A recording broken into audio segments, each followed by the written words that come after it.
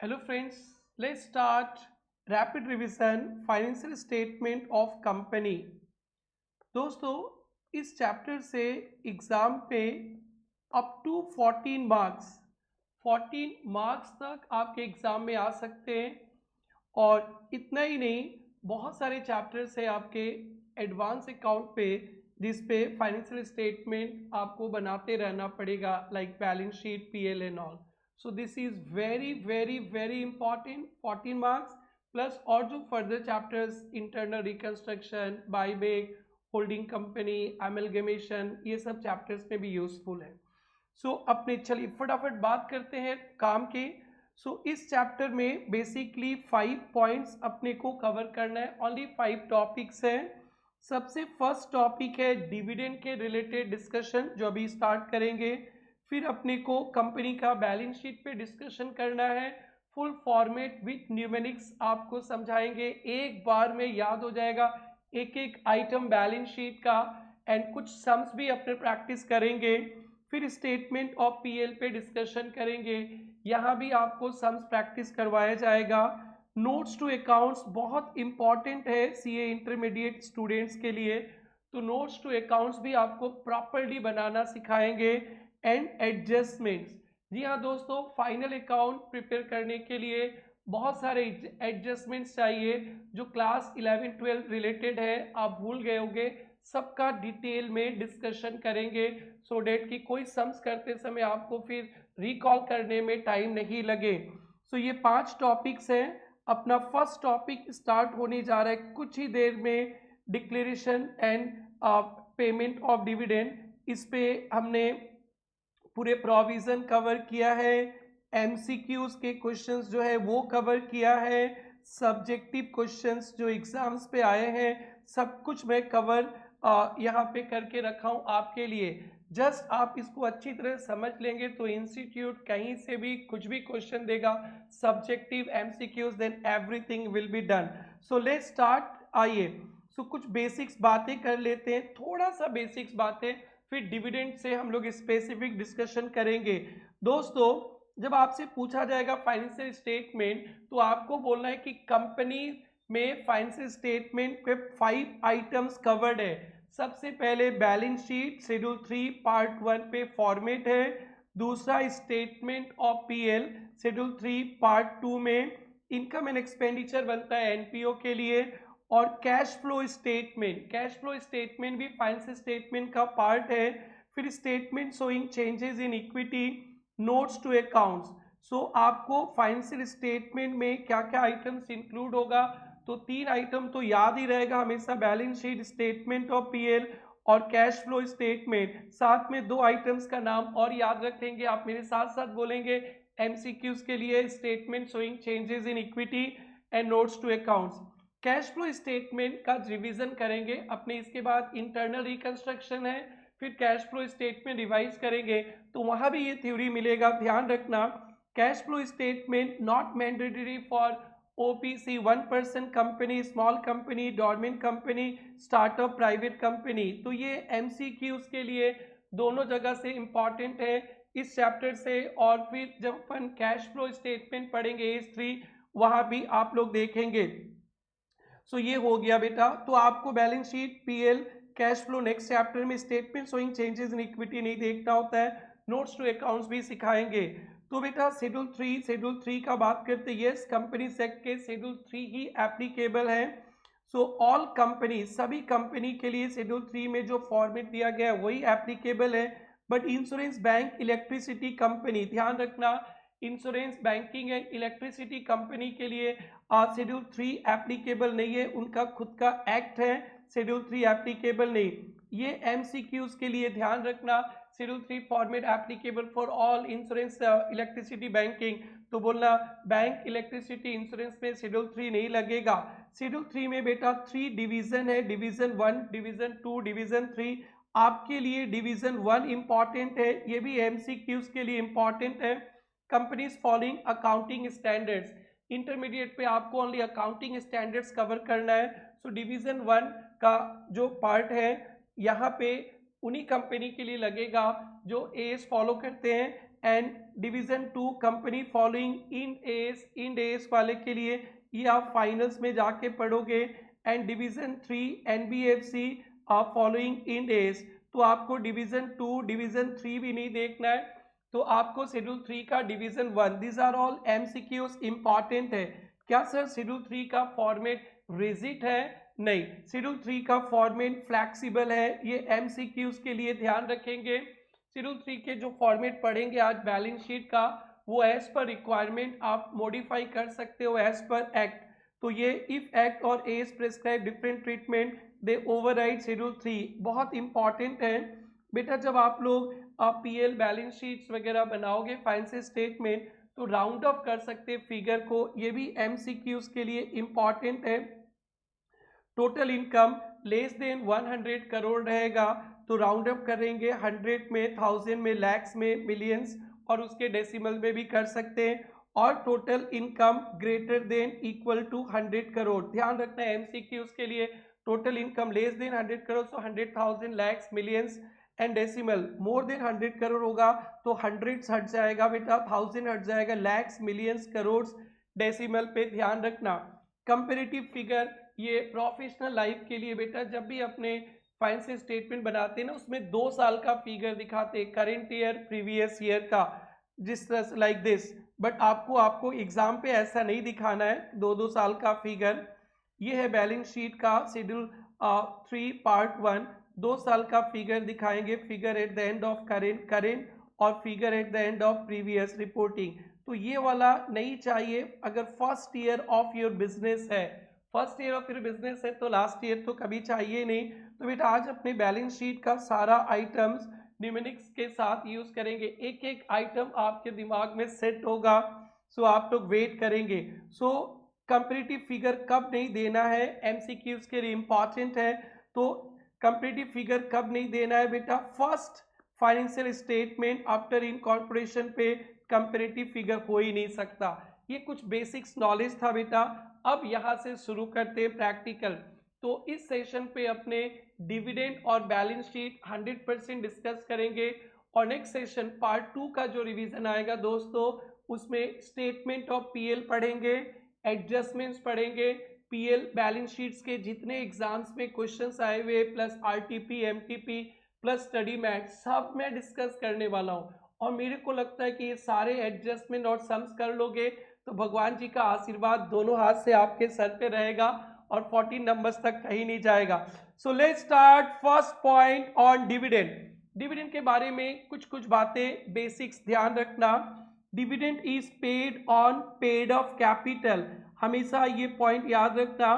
Dividend हमेशा paid of capital में, कभी ऑथराइज रहेगा, इशूड रहेगा, कॉल सिनेरियो रहेगा, तो आपको पेड ऑफ कैपिटल पे देना है। तो पेड ऑफ कैपिटल कैसे निकलता है, called off capital minus calls in arrear, not on calls in advance. Calls in advance पे अगर किसी शेयर होल्डर्स ने एडवांस पे पैसा दे दिया तो आप उनको 12% पर एनम इंटरेस्ट देते हो। सो कॉल सीन एडवांस पे डिविडेंड नहीं देते। तो पेड ऑफ कैपिटल कैसे निकलेगा, called off capital minus calls in arrear. देखिए एक एग्जांपल रखा हूं, आपकी कॉल्ड ऑफ कैपिटल 1 लाख है, कॉल सीन एरियर 5000 है, तो आपके पेड ऑफ कैपिटल हो गए 95,000 और आपकी कंपनी ने 10% डिविडेंड दिया है, तो 10% ऑफ 95,000, तो ये 9,500 होगा। तो दोस्तों याद रखना dividend on paid of capital, paid of capital called off capital minus calls in arrear, no dividend on calls in advance. अगर आपके बैलेंस शीट में प्रेफरेंस शेयर्स भी है, इक्विटी शेयर्स भी है, तो पहले प्रेफरेंस शेयर होल्डर्स को डिविडेंड देना। जैसे कोई भी पूजा पाठ करते पहले गणेश जी को पूजा पाठ, कोई कार्यक्रम करते तो गणेश देवता को प्रसन्न करते, तो यहाँ पे शेयर होल्डर में प्रेफरेंस शेयर होल्डर्स गणेश बाबा है, पहले प्रेफरेंस शेयर होल्डर्स को डिविडेंड देना है, फिर उसके बाद इक्विटी शेयर होल्डर्स को। पेपर सेटर नहीं भी बोलेगा प्रेफरेंस शेयर्स को तो अपने दिल से अपने मन से दे देना, प्रेफरेंस डिविडेंड फर्स्ट। तो preference share holders get priority, they are paid dividend before equity share holders fix rate.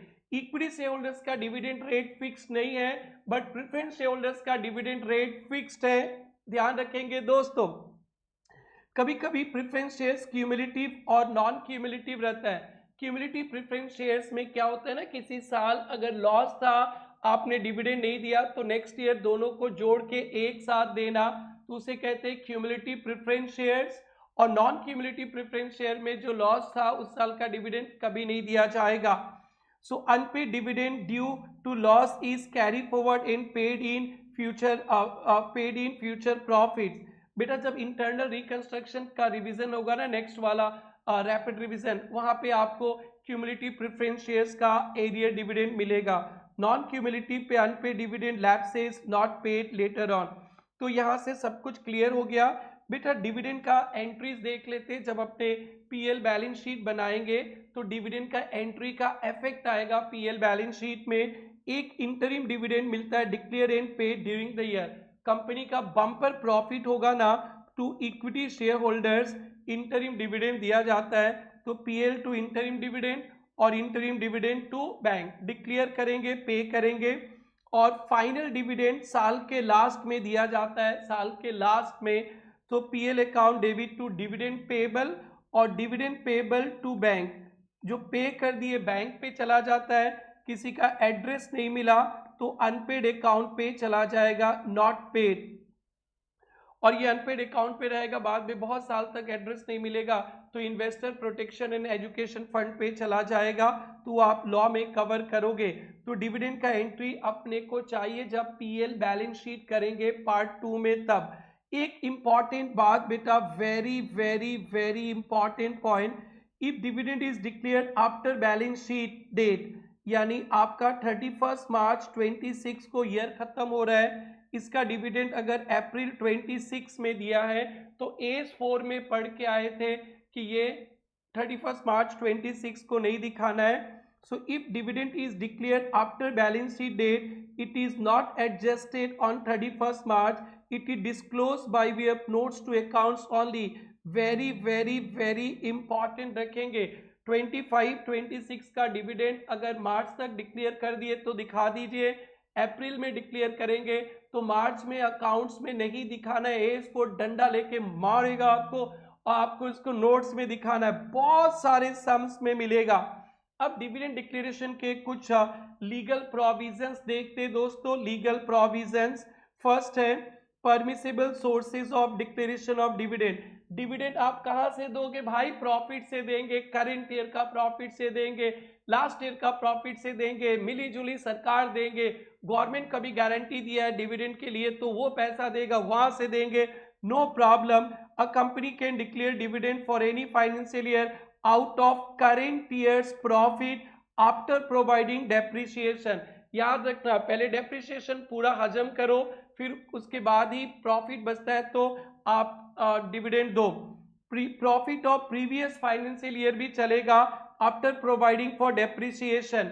Last year का प्रॉफिट से भी चलेगा बट डेप्रिसिएशन पूरा सल्टाना है। और मिली जुली सरकार, कुछ करेंट ईयर का प्रॉफिट, कुछ पास्ट ईयर का प्रॉफिट, लेकिन कोई भी डेप्रिसिएशन का अमाउंट अनएब्जॉर्ब नहीं होना चाहिए पूरा माइनस करने के बाद। और मनी पेड बाय प्यारे प्यारे गवर्नमेंट जी ने डिविडेंड के लिए दिया है, गवर्नमेंट गारंटी किया, तो ये एमसीक्यूज के लिए ध्यान रखेंगे।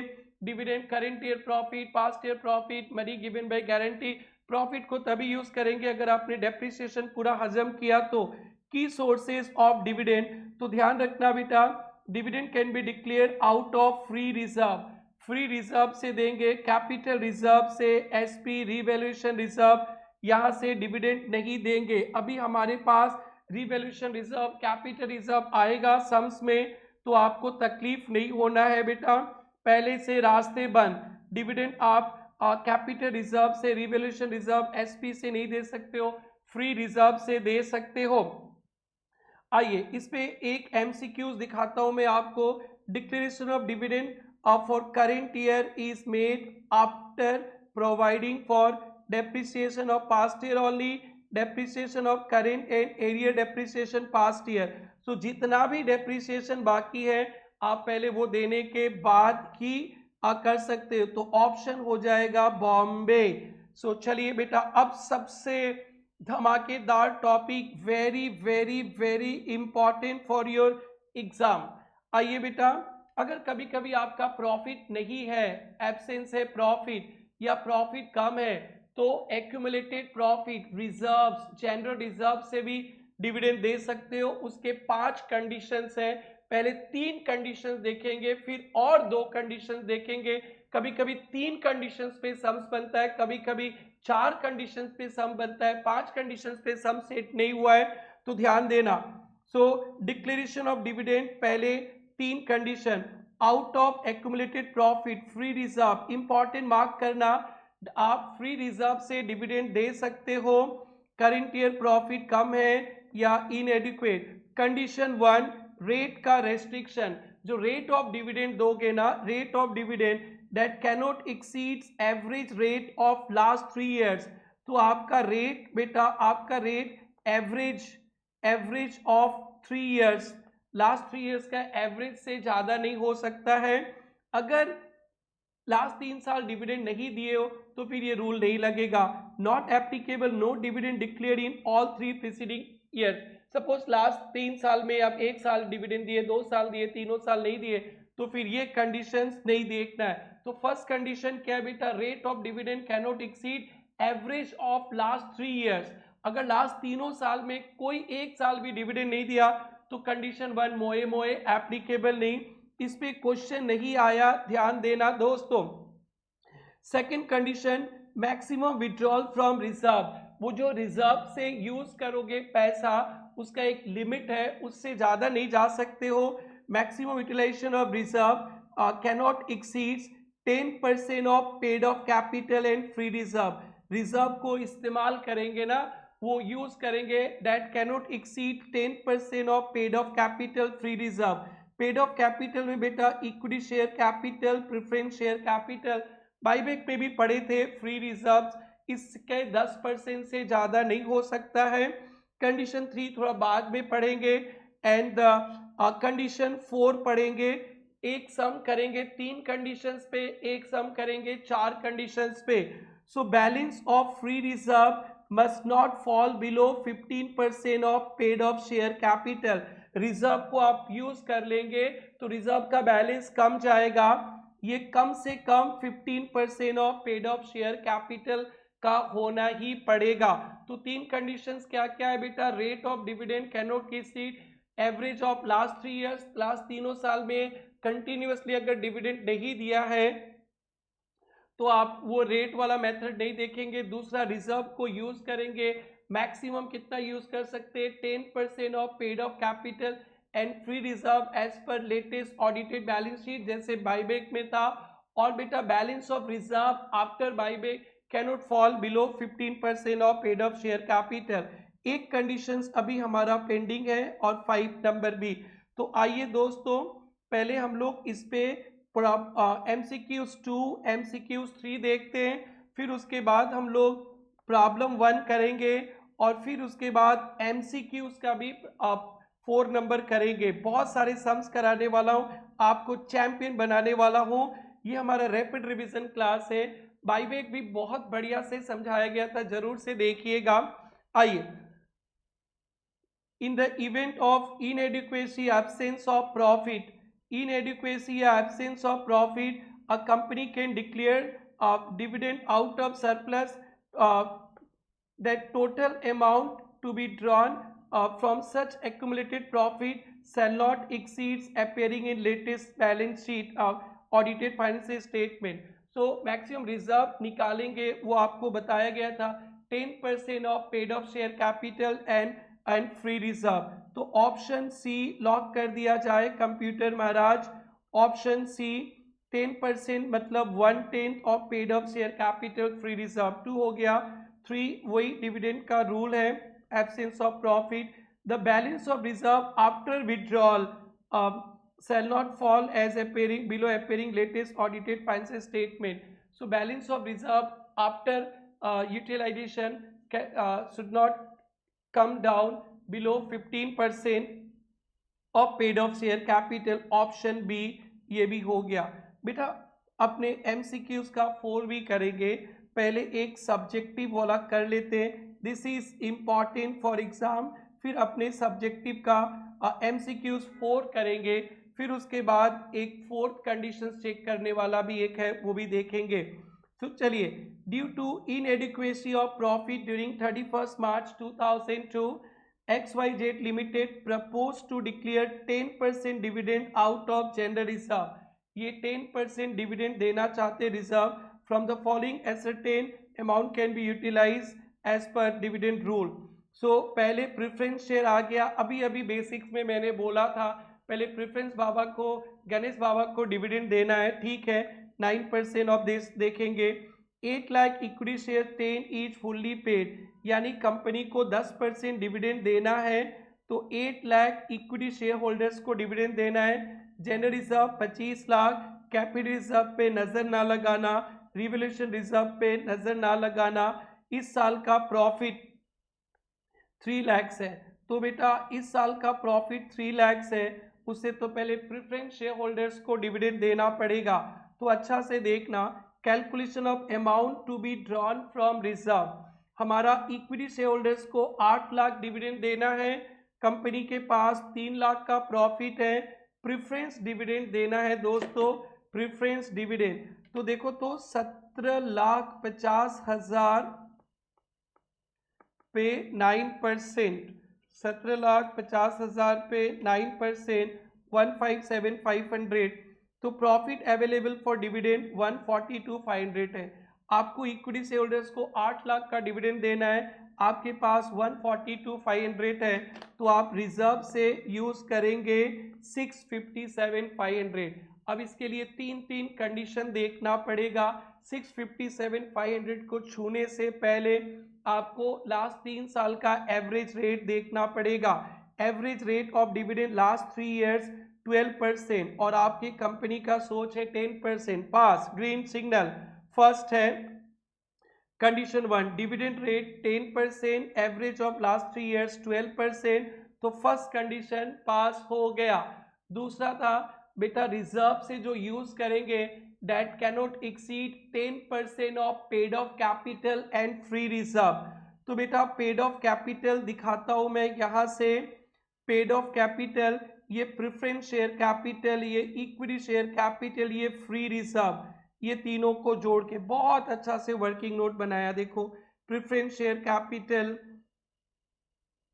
Equity share capital, paid of capital, free reserve, ये जोड़ के 1,22,50,000, इसके 10% से ज़्यादा नहीं हो सकता है, तो यानी 12,25,000 तक रिजर्व आप यूज़ कर सकते हो, कोई भी मना करने वाला नहीं है। तो आप कितना यूज़ करना चाहते हो? 657,500। तो टेस्ट 2 भी पास हो गया। Maximum withdrawal 10% of this that is 1225, but 657 he use करना चाह रहे हो, तो ये भी सेटिस्फाइड हो गया। एंड लास्ट कंडीशन है कि रिजर्व को यूज करने के बाद रिजर्व का बैलेंस कम जाएगा, it should not fall below 15% of paid of capital. तो ये देखो बेटा आपका पेड ऑफ कैपिटल है 97,50,000, इसका 15% आता है 14,62,500, यानी रिजर्व का बैलेंस एटलीस्ट 15%, एटलीस्ट 14,62,500 होना चाहिए। तो रिजर्व का बैलेंस देखो, आपका रिजर्व 25 लाख था, आपने खा लिया 657,500, 18,42,500, तो ये भी टेस्ट पास हो गया। वाह वाह, ये तो आपके सी इंटर का रिजल्ट की तरह है। एडवांस अकाउंट भी पास, टैक्सेशन भी पास, लॉ भी पास। तो लाओ मिठाई, लाओ मिठाई। तो ये लोग भी मिठाई बांटेंगे और आप भी मिठाई लाना। Balance of reserve after withdrawal 18,42,500 है, ये देखो 18,42,500, एंड होना चाहिए 14,62,500, कम से कम उससे ज्यादा है। Satisfied. Conclusion, since all condition satisfied, सारा satisfied, company can withdraw 657,500 for declaration of dividend. बेटा ये very very very very very very important है, आपको इसको मिस नहीं करना है। एमसीक्यूज भी बहुत इंपॉर्टेंट है, आइए एक एमसीक्यूज भी आपको समझाता हूं। Due to inadequacy of profit 31 March 22, इसके आंसर्स नहीं है बेटा, आप रेडी रखना कैलकुलेटर लेकर। XYZ proposes to declare 10% dividend out of reserve or 10% from the following ascertain amount that can be utilise this. तो प्रेफरेंस शेयर कैपिटल 35 लाख पे 9%, से भी क्वेश्चन है क्या? नहीं, 35 लाख पे 9%। और फिर equity share capital 1 crore 60 lakh पे आपको 10% देना है, 16 लाख। प्रेफरेंस डिविडेंड भी देख ही लो बेटा, वो भी तो देना ही पड़ेगा, बाद में पेपर सेटर क्या पूछ रहा है देख लेंगे। 3,15,000। जेंडर रिजर्व ठीक है, कैपिटल रिजर्व को देखना है मना, रिवोल्यूशन रिजर्व को देखना है मना। नेट प्रॉफिट 6 लाख है, same question. Rate of dividend during last 3 years 12%। Last 3 years तक रेट ऑफ डिविडेंड 12% था, तो मैक्सिमम रेट ऑफ डिविडेंड कितना दे सकते हैं? 12% दे सकते हैं, क्योंकि एवरेज रेट 12% है। मैक्सिमम अमाउंट ऑफ विड्रॉल, सो आप कितना विड्रॉल कर सकते हैं? तो विड्रॉल के लिए बेटा अभी बताया गया था ना, 10% of paid up share capital plus free reserve. So 10% of paid up share capital में 35 लैक्स प्लस 1 करोड़ 60 लैक्स प्लस 50 लैक्स, तो 2 करोड़ 45 लैक्स का 2 करोड़ 45 लैक्स का 10%, सो 24 लाख 50,000 विड्रॉ कर सकते हैं, 24 lakh 50,000। Next, actual amount to be withdrawn, कितना विड्रॉन करना है आपको? तो आपको डिविडेंड कितना देना है? 16 लाख 16 लैक्स, लेस आपके पास प्रॉफिट कितना है लास्ट सम के तरह बेटा 6 लाख, उससे 3,15,000 तो आपने दे ही दिया है। सो तो आपको देखना है 6 लाख माइनस 3,15,000, ये 2,85,000 बना और 16 लाख देना है, तो आपको 13,15,000 13,15,000 आपको विड्रॉ करना है, 13,15,000। Balance amount of reserve after withdrawal, withdrawal के बाद रिजर्व कितना बचेगा? तो बेटा आपका रिजर्व कितना था? रिजर्व था 50 लैक्स और आप को यूज़ करना है 13,15,000, तो आप 50 लाख से माइनस 13,15,000, सो 36,85,000। ये बड़ा सिंपल सा क्वेश्चन था और जो हमारे लास्ट क्वेश्चन से रिलेटेड है, कोई प्रॉब्लम नहीं था। अब बेटा 2 कंडीशंस और हैं, उस पर भी एक सम देखते हैं, फिर डिविडेंड का लोचा खत्म, बैलेंस शीट शुरू करेंगे। नेक्स्ट है बेटा condition 3, adjustment of current year loss. आप विड्रॉ करोगे रिजर्व से, अगर करेंट ईयर में लॉस है तो उस लॉस को सेट ऑफ करने के बाद ही आप डिविडेंड दे सकते हो। ध्यान देना, amount withdrawn must be first adjusted with current year loss. आपको डिविडेंड अगर सपोज 10 लाख रुपया देना है और 5 लाख रुपया लॉस भी है, तो रिजर्व से 15 लाख रुपया निकालना पड़ेगा, वो लॉस वाला भी और डिविडेंड वाला भी। Amount withdrawn must be first adjust with current year loss before declaring dividend, equity dividend. तो बेटा इस पे एक बहुत बढ़िया क्वेश्चन रखे हैं, इसको भी ई फॉर एग्जाम पे रखेंगे आप लोग। ये देखिए, from the information of Jet Limited 31 March 24, equity share capital 500 lakhs, general reserve 100 lakhs, loss है इस साल का 5 lakhs. Due to absence of profit 23-24, management recommends to declare 10% on equity out of reserve. Rate of dividend for last 5 years, last 5 years तो नहीं चाहिए अपने को, immediately 3 साल का चाहिए। सो 22, 23, 21, 22, 2021। As an accountant of company, you are required to suggest whether the management justified. If you do not agree, then suggest. तो सबसे पहले अपने को देखना है आपका रेट ऑफ डिविडेंड लास्ट 3 साल का एवरेज से ज़्यादा नहीं होना चाहिए, तो 10% सोचा है लास्ट 3 साल का एवरेज, ये 10% लास्ट 3 साल का एवरेज 12%, तो कंडीशन 1 सेटिस्फाइड हो गया। Condition 1 satisfied. नाउ कंडीशन 2 में क्या था, जो रिजर्व विड्रॉ करोगे that can not exceed 10% of आपका paid of share capital and reserve. तो देखो बेटा, डिविडेंड आपको डिक्लेयर करना है 10% ऑफ 5 करोड़ 50 लाख का डिविडेंड डिक्लेयर करना है, और आपको 50 लाख का डिविडेंड देना है, तो 5 लाख का लॉस भी सेटअप करना है। तो रिजर्व से आपको 55 लाख यूज करना है। अगर 50 लाख का डिविडेंड देना है तो 50 लाख विड्रॉ करने से नहीं होगा, करंट ईयर लॉस भी राइट ऑफ करना है, तो 55 लाख इतना रिजर्व से यूज करना है। तो वो रेस्ट्रिक्शन था 10% of paid of capital free reserve से ज़्यादा नहीं होगा।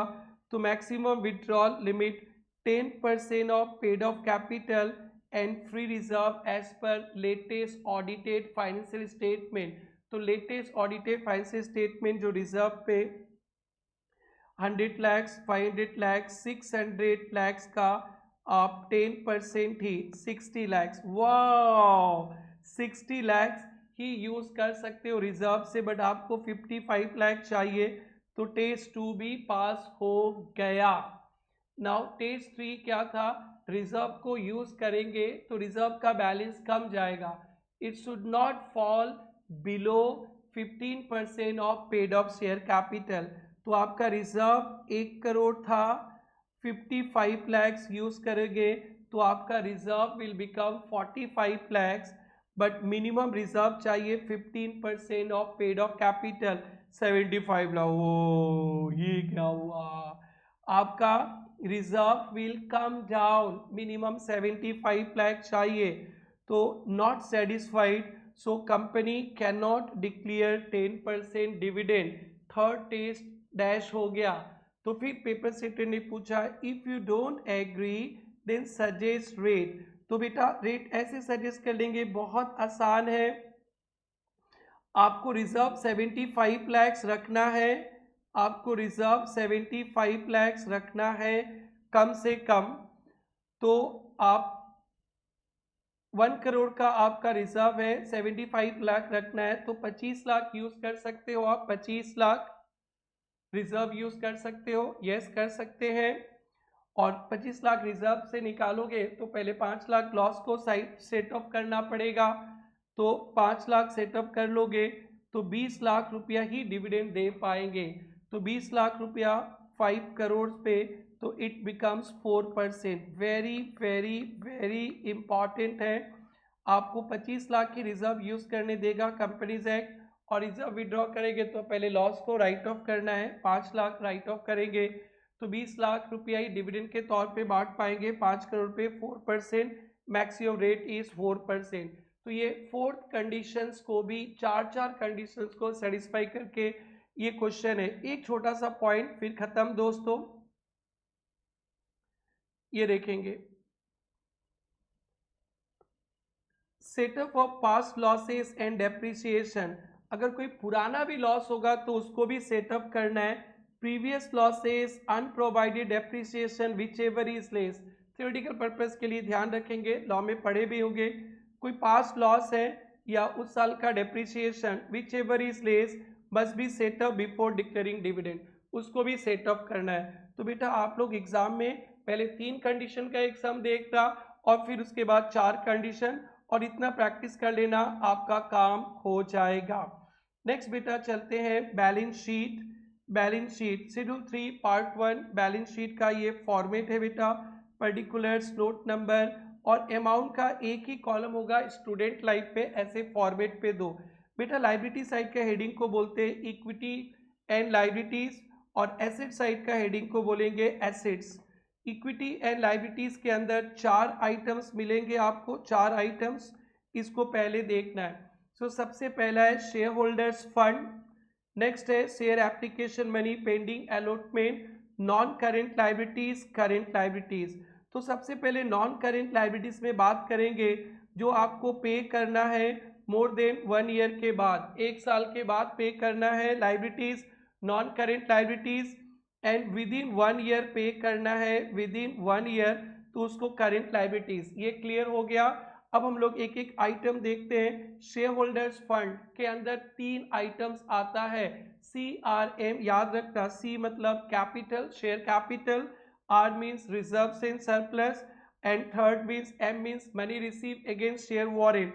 तो शेयर होल्डर्स फंड पे CRM, C मतलब share capital, R means reserve in surplus, M means money receive against share warrant. Point 2 share application money pending allotment, सबका discussion करूंगा। देखो बेटा इधर बस एक बार फॉर्मेट याद करना है आपको, और ये फॉर्मेट ही याद करने के मार्क्स मिलता है। अभी सितंबर 25 में तो 14 मार्क्स का क्वेश्चन इसी पे आ गया था। एंड नॉन करेंट लाइबिलिटीज के अंदर 4 आइटम्स है। लॉन्ग टर्म बोरोइंग्स है, deferred tax liability, other long term liabilities, long term provisions.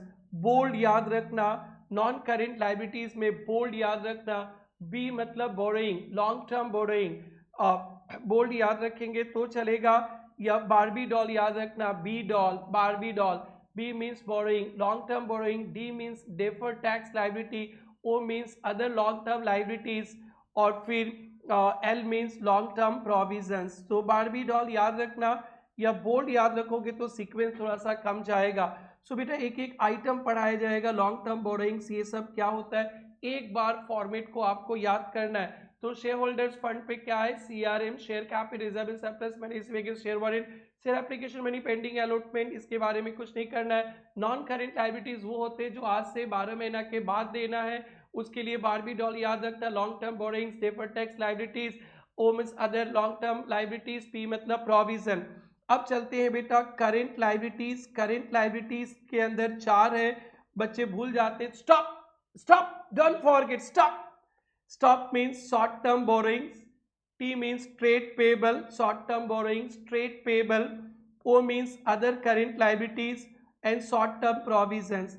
बेटा ऊपर से भी समझ में आ जाएगा, अदर लॉन्ग टर्म लाइबिलिटीज का other current liabilities, long term provision, short term provision, long term borrowing, short term borrowings. तो अगर आप नॉन करेंट लाइबिलिटीज याद कर लिए तो वहीं से आ जाएगा लॉन्ग टर्म बोरोइंग की जगह short term borrowing, other non current liability, other long term liabilities के जगह other current liabilities, long term provision का शॉर्ट टर्म प्रोविजन, एक आ जाएगा ट्रेड पेबल डेफर्ड टैक्स के।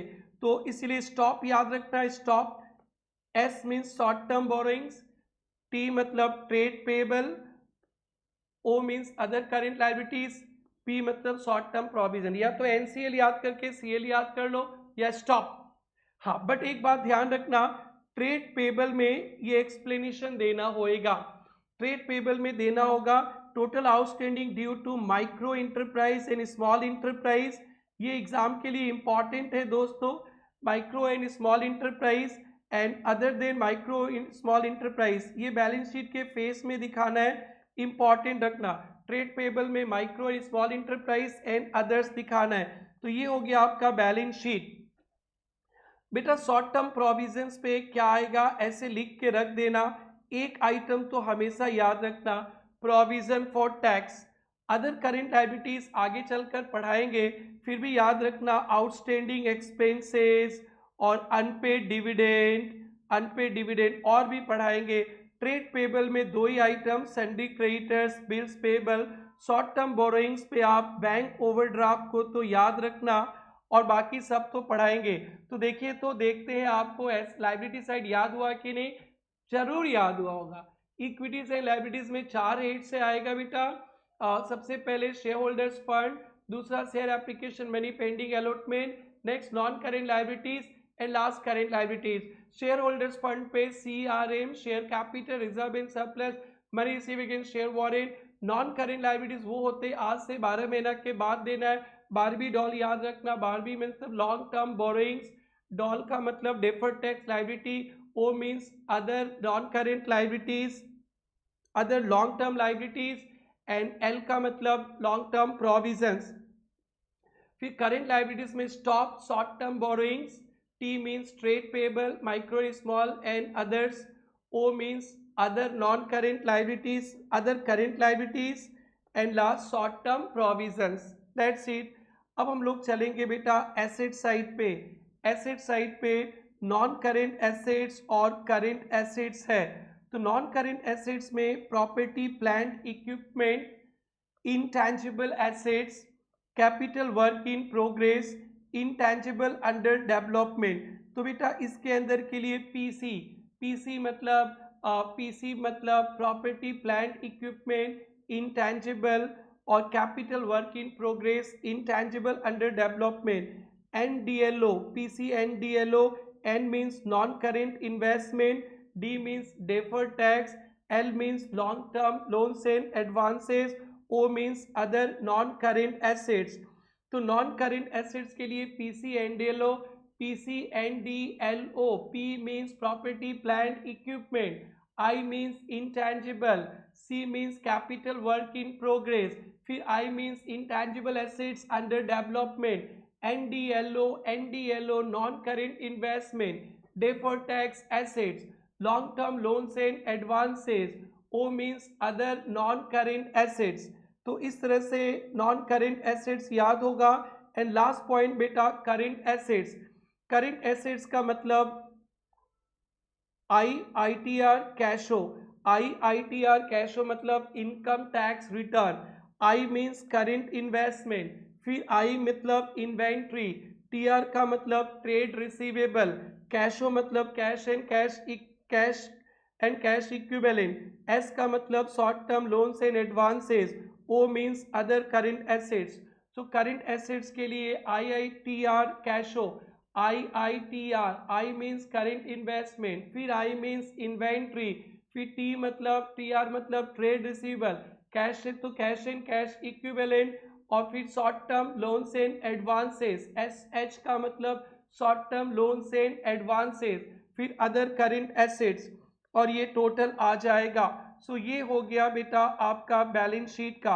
अब बैलेंस शीट का हर एक आइटम्स को एक्सप्लेन करेंगे, फिर 2-3 क्वेश्चंस आपको अच्छी तरह से समझाएंगे। सो जनरल इंस्ट्रक्शन, करेंट एसेट्स मिला था, करेंट लायबिलिटीज मिला था। तो करेंट एसेट्स का एक ही ध्यान रखेंगे, which is realisable within 12 months. Assets होगा which is realisable within 12 months. Cash and cash equivalent तो ऑलवेज करेंट एसेट्स है, और किसी को ट्रेडिंग पर्पस के लिए रखा है, किसी को बेचने उचने के लिए रखा है। Realisable sale consume in operating cycle, तो ये भी ध्यान रखेंगे जो रियलाइजेबल है ऑपरेटिंग साइकिल के अंदर, हेल्प फॉर ट्रेडिंग या realisable within 12 months current assets, बाकी का बन जाएगा non current assets. Operating cycle होता है एसेट्स का एक्विजिशन से रियलाइजेशन इन कैश, एक साइकिल होता है बेटा रॉ मटेरियल खरीदने से बनाकर बेचकर पैसा लाने तक का पीरियड को ऑपरेटिंग साइकिल बोलते हैं। नॉर्मली 12 मंथ्स को ही ले लेंगे, एमसीक्यूज के लिए ऑपरेटिंग साइकिल ध्यान रखेंगे। करंट लायबिलिटीज वो है जो due with in 12 months, with in 12 months या विद इन 1 ऑपरेटिंग साइकिल में सेटलमेंट करना है करंट लायबिलिटीज, और जो विद इन 12 मंथ्स नहीं है क्या बन जाएगा, नॉन करेंट लायबिलिटीज। सो ये था, तो आप लोग आगे बढ़ेंगे। अब अपने चलते हैं शेयर कैपिटल का क्या नोट्स, क्या डिस्क्लोजर होगा शेयर कैपिटल। बेटा एक तो मैंने पूरा डिटेल्स बता दिया और एक एग्जाम्पल डालकर नोट्स लिखना सिखा दिया, एग्जाम ओरिएंटेड। देखो रियल लाइफ कुछ और ही होता है, एग्जाम में उतना फॉर्मेलिटीज नहीं आएगा, फिर भी आपको समझना है।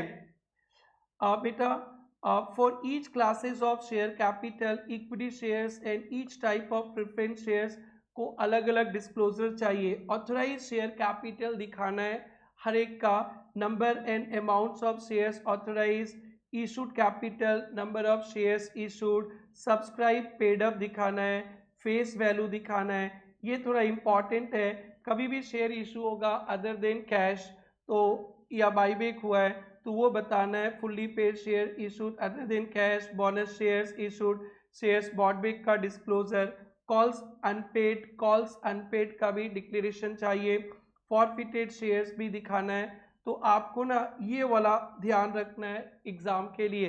अपने तो रैपिड रिवीजन है तो एग्जाम का ही बात करेंगे। इक्विटी शेयर कैपिटल तो लिखकर, ऑथराइज शेयर कैपिटल एग्जाम्पल के लिए 90,000 शेयर्स ऑफ 10 ईच 9 lakhs, ये डिस्क्लोजर पर्पस के लिए है, इसे बैलेंस शीट में नहीं दिखाते।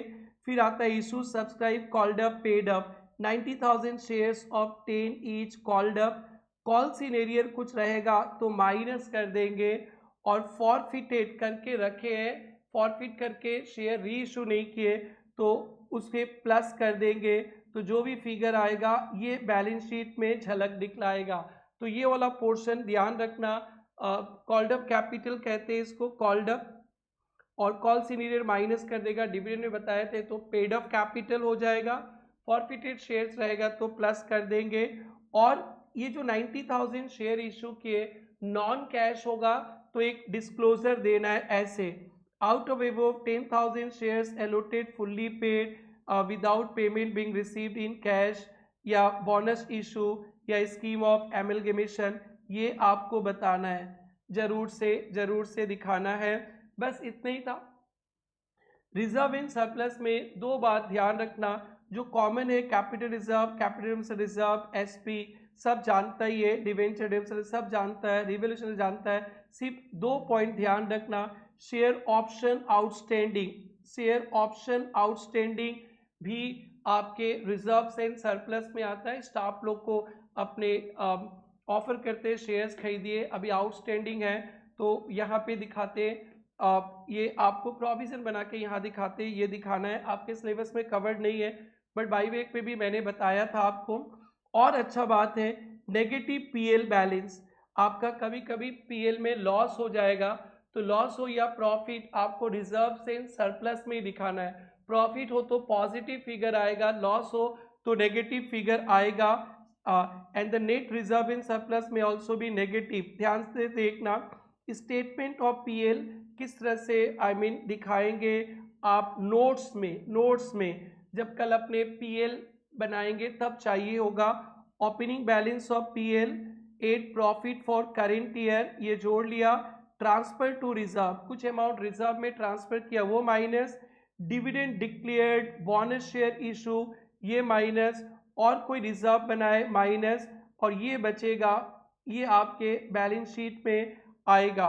एग्जाम्पल देखेंगे बेटा, एक P3 एग्जाम्पल और MCQs भी है, और बेटा मई 25 में आया हुआ क्वेश्चंस भी है MCQs में, आप लोग एंजॉय कीजिए अच्छी तरह से, एग्जाम में भी एंजॉय करना है। Future limited had following items in reserve in surplus, security premium में 80 lakh, capital reserve 60 lakh, general reserve 90 lakh, तो ये 80, 60, 140 एंड 90, 140 प्लस 90, तो ये 230 है, बट कंपनी का लॉस हो गया 250 lakhs, which disclose statement of PL as asset in balance sheet, not allowed, treatment adopted by companies incorrect, इनको क्या करना चाहिए 250 माइनस 230 माइनस 250, 20 नेगेटिव दिखाना चाहिए। Debit balance of 250, total reserve 230, resulting negative balance 20 lakhs must be shown on face of balance sheet, आपको दिखाना है balance sheet में 20 lakhs ही आएगा। नेक्स्ट बेटा MCQs, which of the following appears reserves and surplus, share option outstanding, long term provision तो आएगा ही नहीं, share application money pending allotment आएगा नहीं, share application money due for refund, सब पढ़ाने वाला हूँ धीरे धीरे। अब देखिए MCQs, फ्यूचर लिमिटेड है reserve in surplus, same question है बेटा 20 lakhs MCQs में आ गया, और ये आपका एग्जाम का पेपर, बाबा ये तो पूरा सेम सम्स को आधा आधा करके दे दिया लगता है। आइए, पास लिमिटेड है reserve in surplus balance sheet, SP 90, capital reserve 40, revolution reserve 70, company has accumulated loss 280, which disclose statement of PL as asset of balance sheet, what should be disclose on the face of balance sheet as per schedule 3। So बेटा अपने को क्या करना चाहिए, 90, 40, 130, 70, 200 minus 280, reserve in surplus पे minus 80 only. देखिए ये मई 25 में आया था, अभी तक हम लोगों ने बहुत अच्छे अच्छे पॉइंट्स कवर कर लिए। सो बेटा शेयर कैपिटल का डिस्क्लोजर हो गया, रिजर्व इन सरप्लस का डिस्क्लोजर हो गया, दो बात ध्यान रखना, अब सारे आइटम्स धीरे धीरे पढ़ेंगे और उसके बाद बैलेंस शीट कराएंगे। पार्ट 2 में बैलेंस शीट PL मिलेगा, आप जरूर से पार्ट 2 भी देखना है आपको। Yes sir, long term borrowings पे क्या आएगा, वो लाइबिलिटीज जो आज से 12 महीना के बाद देना है, long term borrowings like bonds, debentures, term loan. तो ये दो आइटम एग्जाम में बहुत मिलता है, debenture, term loan. Deposits from related party loans भी आएगा, और इसको क्लासीफाई करना है कितना सिक्योर्ड है, कितना अनसिक्योर्ड है, और क्या सिक्योरिटी दिया है, क्या गारंटी है, terms of payment, maturity date descending order पे दिखाना है। तो जो सबसे लेट रिडीम होगा उसको पहले दिखाना है, उसके बाद में डिसेंडिंग ऑर्डर से। ये डिस्क्लोजर एग्जाम के लिए ध्यान देना।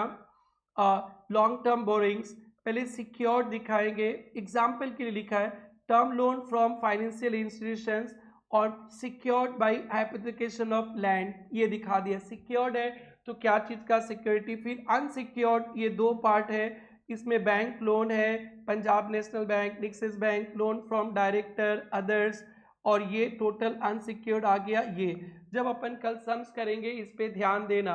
जो जो नोट्स आपको इम्पॉर्टेंट है वो मैंने इधर अपने बेसिक्स में कवर कर लिया है। अदर लॉन्ग टर्म लाइबिलिटीज आएगा, ट्रेड पेबल, अदर्स। आपका ट्रेड पेबल बहुत प्यारा है, वो कहता है आफ्टर 1 ईयर देना, आफ्टर 2 ईयर देना। ट्रेड पेबल तो स्टॉप में आ गया था, trade payable current liabilities. But मेरा एक अच्छा सा रहमान भाई है, वो बोलता है कि सर 2-3 साल बाद पैसा देना। तो फिर अदर लॉन्ग टर्म लाइबिलिटीज में ट्रेड पेबल आ जाएगा।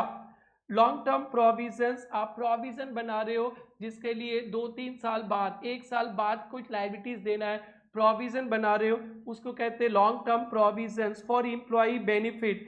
Provision for employ benefit, provision for gratuity, provision for early, provision for warranty claim, कोई भी लाइबिलिटी 1 साल बाद देना है, प्रोविजन बनाएंगे, लॉन्ग टर्म प्रोविजन। अब करेंट लाइबिलिटी का स्टॉप क्या था, आप सबको याद है sir, short term borrowings, trade payable, micro small, others, O means other current liabilities, NP means provision. Short term borrowings पे दो बात ध्यान रखना बेटा, इस पे भी क्वेश्चंस है, एमसीक्यूज भी हैं। शॉर्ट टर्म बोरोइंग्स में बैंक ओवरड्राफ्ट तो ध्यान रखना ही, डिमांड लोन, ऐसा लोन लिया है कि जब भी बैंक मांगेगा आपको देना पड़ेगा, तो वो डिमांड लोन। रिलेटेड पार्टी का लोन जो 1 साल के अंदर देना है, डिपॉजिट्स, इसको भी सिक्योर्ड अनसिक्योर्ड दिखाना है। एंड ये देखना current maturities of long term borrowings, debenture, loan हमेशा नॉन करेंट होता है, बट इंस्टॉलमेंट आज से 1 साल के अंदर देना है, इंस्टॉलमेंट आज से 1 साल के अंदर देना है, तो उसे कहते हैं current maturities of long term borrowings. ये शॉर्ट टर्म पे आ जाएगा, इस पे बढ़िया बढ़िया एग्जाम्पल समझाने वाला हूं मैं। तो यहाँ पे बैंक ओवरड्राफ्ट याद रखना, और current maturities of long term borrowings. Debenture भी इधर आएगा दोस्तों, अगर आज बैलेंस शीट बना रहे हो, आज से 1 साल के अंदर देना है, तो लोन भी, लॉन्ग टर्म लोन भी इधर आ जाएगा, अगर आज से 1 साल के अंदर देना है तो इसके लिए 2 क्वेश्चंस में रखा हूं, ध्यान से देखना। सुमेधा लिमिटेड टू का loan 10 lakh to be settled 5 years in 10 equal half yearly instalments. 10 lakh का लोन लिए हो, 10 इक्वल हाफ ईयरली इंस्टॉलमेंट पे, 1-1 लाख रुपया 6-6 महीना पे देना है। फर्स्ट इंस्टॉलमेंट 30 सितंबर 2001 को, तो फिर नेक्स्ट वाला हो जाएगा 31 मार्च 2002 को। Determine how loan will be classified in preparation of financial statement. 31 मार्च 2001 को बैलेंस शीट बना रहे हो, उस दिन तो 10 लाख लोन है, बट अभी जो उससे 1 साल के अंदर 2 लाख देने वाले हो, ये चला जाएगा शॉर्ट टर्म बोरोइंग्स, और 1 लाख चला जाएगा लॉन्ग टर्म बोरोइंग्स पे। तो ध्यान देना, in the given case instalment due on 30 September 31 March short term borrowings में दिखाएंगे, एंड बैलेंस 8 lakhs आप लॉन्ग टर्म बोरोइंग्स पे दिखाएंगे।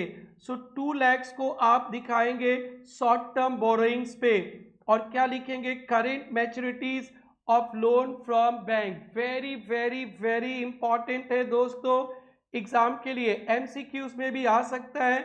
इन balance sheet current maturities of long term डेब्ट will be shown liability side of heading, current maturities of long term will be shown as liability side heading, किधर, short term borrowings। Next है बेटा trade payable. Trade payable में bills payable creditors आता है, ये थोड़ा सा एजिंग शेड्यूल भी ध्यान से देखना। ट्रेड पेबल को इस तरह से क्लासीफाई करना होता है। आपके एग्जाम में तो माइक्रो एंड स्मॉल अदर्स मिलेगा, बट यहाँ पे थोड़ा सा डिस्क्लोजर है, ध्यान से देखना। एमएसएमई को कितना देना है, अदर्स को कितना देना है, डिस्प्यूटेड एमएसएमई का कितना है, डिस्प्यूटेड अदर्स का कितना है, अदर्स का। तो ये, और less than 1 year, 1 to 2 years, 2 to 3 years, more than 3 years, थोड़ा सा रीड करके आपको जाना है एमएसएमईज एंड अदर्स। और फिर उसमें डिस्प्यूटेड एमएसएमईज का कितना है और डिस्प्यूटेड अदर्स का कितना है, और एजिंग शेड्यूल कौन 1 साल से outstanding of for the following from due date, कौन कौन से ट्रेड पेबल आउटस्टैंडिंग है, ड्यू डेट पार हो गया फिर भी आप दे नहीं रहे हो, less than 1 year, 1 year to 2 year, 2 to 3 years, more than 3 years। Other current liabilities बहुत आसान है बेटा, 11 में outstanding expenses income received in advance. और ये पॉइंट ध्यान देना, accrued interest on boring due and not due, कुछ कुछ इंटरेस्ट का टाइम पार हो गया आपने दिया नहीं मार्च में, उसे कहते हैं एक्रूड एंड ड्यू। और कुछ कुछ का टाइम पार नहीं हुआ, एक्रूड हो गया बट अभी देना नहीं, एक्रूड बट नॉट ड्यू। कोई फर्क नहीं होता है accrued and due, accrued but not due सब करेंट लायबिलिटीज में अदर में आएगा। अनपेड डिविडेंड थोड़ा सा इंपॉर्टेंट है, कॉल्स इन एडवांस इंपॉर्टेंट है। अनपेड मैच्योर डिपॉजिट्स, अभी जो दो डिपॉजिट्स मैच्योर्ड हो गए, होने वाले थे, तो शॉर्ट टर्म बोरिंग्स हो गया बट आपने कंपनी ने पे नहीं किया, तो unpaid mature deposits and debenture interest, ये इंपॉर्टेंट है। Share application money receive for securities due for refund, ध्यान से सुनना। Share application money pending allotment अपन यहां भी दिखाए थे, बैलेंस शीट में सेकेंड आइटम था।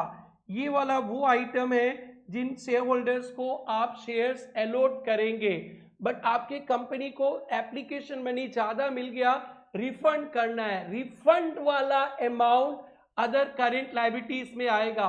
और जो रिफंड नहीं करना है, शेयर अलॉट करना है, वो share application money pending allotment. ध्यान रखना, simple share application money pending allotment रहेगा तो यहां लिख देना रिफंडेबल पोर्शन से कंपनी ने 60 लाख मिला और कंपनी ने 50 लाख ही शेयर अलॉट करना है, 10 लाख एक्सेस, तो 10 लाख को अदर करेंट लायबिलिटीज और 50 लाख को share application money pending allotment में दिखाना है। दोस्तों ये आपको ध्यान रखना है। नाउ अब अपन चलेंगे शॉर्ट टर्म प्रोविजंस, वो प्रोविजंस जो 1 साल के अंदर पेमेंट करने। तो एक पॉइंट तो याद रखना, provision for tax, provision for tax, और कोई भी प्रोविजन जो आपसे 1 साल के अंदर पे करना है that is covered under provision for liabilities. बेटा इतना आपने बैलेंस शीट के लायबिलिटी साइड कवर किया, एक बार क्विक रिवीजन करते, एसेट साइड का explanation, balance sheet PL and adjustments part 2 में मिलेगा, तब तक आपको वेट करना है। आइए बैलेंस शीट का फॉर्मेट याद करना है।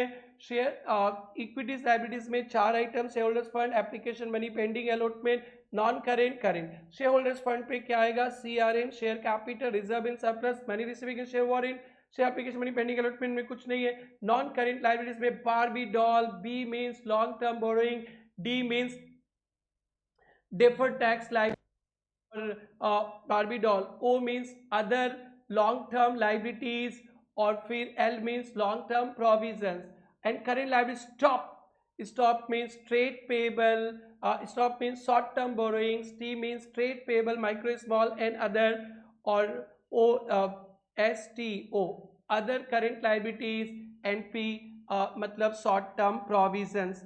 तो बैलेंस शीट का एसेट साइड अपन कल पढ़ेंगे और नेक्स्ट क्लास में अपने करेंगे, और फिर देखिए आप लोग को लॉट्स ऑफ सम्स में कराने वाला हूँ, जरूर से कनेक्टेड रहेंगे। एक और केस स्टडी मिलेगा अपने को, छोटा क्वेश्चंस, और फिर P6 आएगा जिसमें बहुत सारा एडजस्टमेंट्स डाला गया है, 2 डेडिकेटेड सम्स, May 25 में आया हुआ सम विथ एडजस्टमेंट्स, बैलेंस शीट करेंगे, एंड उसके बाद प्यारा सा पीएल का फॉर्मेट आएगा, पीएल का फॉर्मेट पढ़ के अपन पीएल बैलेंस शीट के बहुत सारे क्वेश्चंस कराने वाला हूँ दोस्तों। Almost 10-12 questions will be covered और गारंटेड है बेटा आपके एग्जाम्स के क्वेश्चंस कहीं से भी आए ये सारे पॉइंट्स कवर रहेंगे। तब तक के लिए बाय बाय, टेक केयर।